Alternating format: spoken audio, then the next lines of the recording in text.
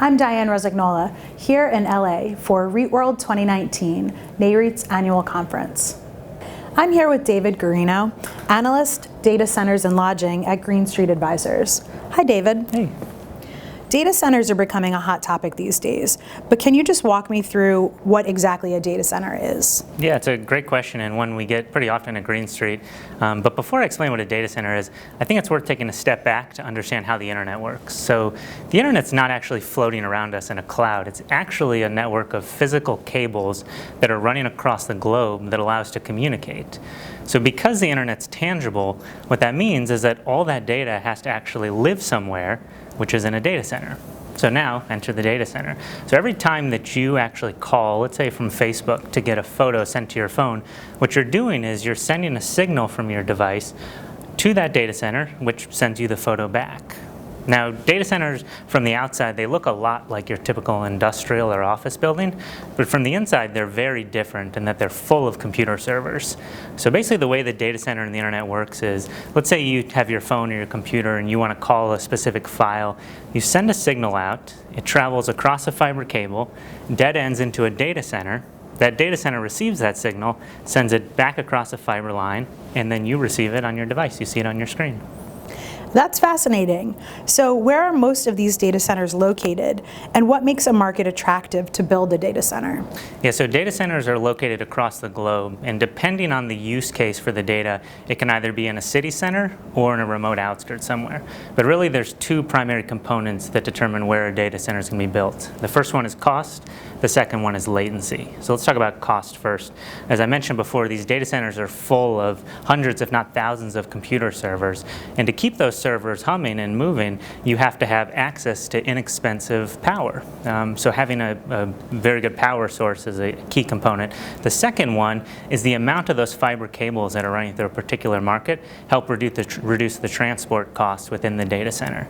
The second thing is latency. So latency is just a fancy word that we use for the time it takes for data to travel from point A to point B. Think about it as you get in your car. You travel from one destination to another. It's going to take you different times depending on where that destination is. I'll give you an example. Let's say someone's watching this video. They went to NAREIT's website. Let's say they're located in New York City maybe. They click play and the video plays right away. There's no time lag. That's because this video lives in a data center somewhere in the US. Now let's say someone in India, for example, wants to watch that same video.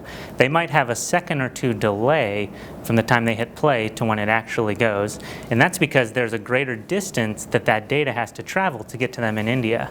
So that's the latency example we're talking about. And what we've seen over time is that data centers have clustered into these key markets where there's multiple facilities built there. And the reason is it creates sort of a network effect where you have more data centers giving access to cheaper power. It's kind of economies of scale, if you will. And then also you have more fiber cables running in there so providers can transport data back and forth quicker and at a lower cost. And a great example of this is Northern Virginia, which is the largest and most important data center market in the world. And just to give you an idea of the size of that market, so this conference is in the city of Los Angeles, and the amount of power that's just used for data centers in Northern Virginia could light every home in the city of Los Angeles. What other property types can you look at economic data to measure demand? But how do you measure demand for data centers, and how strong do you expect it to be going forward? Yeah, admittedly, that's a really difficult question for us to answer. But I will say this, I don't think you'll find anyone out there, including us at Green Street, who feel that there's not going to be a tremendous amount of demand going forward. And the reason is because there's a secular change going on today in how we live our day-to-day lives. Just think back 10 years ago.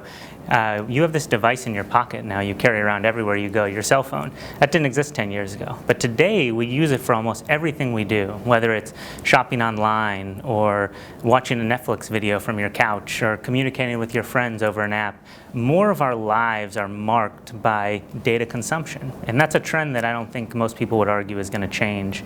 And as we look forward to what use cases could be like in the future, I think there's a strong sense that, we don't know exactly how strong the demand would be, but when we think of things like autonomous vehicles or artificial intelligence or virtual reality, one thing all those have in common, and that's there's going to be the need for more data storage, and data has to be analyzed and processed and evaluated, and all that data has to live somewhere. Right, inside a data center. Finally, how can investors participate in this secular demand story? Or better yet, are data centers an attractive investment? Yeah, so in both private market and public market investors have the opportunity to participate in this space. And over the past few years, we've seen it become increasingly institutionalized. We've seen capital come in from across the globe as people get more and more interested in data centers. And in that same time frame, we've seen several public REITs IPO. At Green Street, we tend to value the data center space using an IRR framework. And in the private market, data centers are priced to deliver an unlevered, risk-adjusted return in the high 6% range. Now, if we compare that to other property types, other commercial property types, which would deliver a low 6% return, it's a pretty attractive investment in the private market. In the public markets, you have 5 different data center REITs you can choose to invest in. Each one has a slightly different story, slightly different growth outlook. And surprisingly, in Nareit's equity index, 2 data centers are actually amongst the largest market caps in that index, which would be Equinix and Digital Realty. But going back to that IRR framework, to value public data center REITs in the public market, investors have caught on to this favorable growth story. And the stock's traded a premium valuation today, but they're priced to deliver risk-adjusted returns in the high 5% range, so slightly lower than the private markets. But if you compare that to other public market alternatives for commercial real estate, which are in the low 5% range, it's still a pretty attractive investment overall. David, thank you so much for being with us today. Definitely, thank you. For more from REITworld 2019, visit Nareit's website, REIT.com.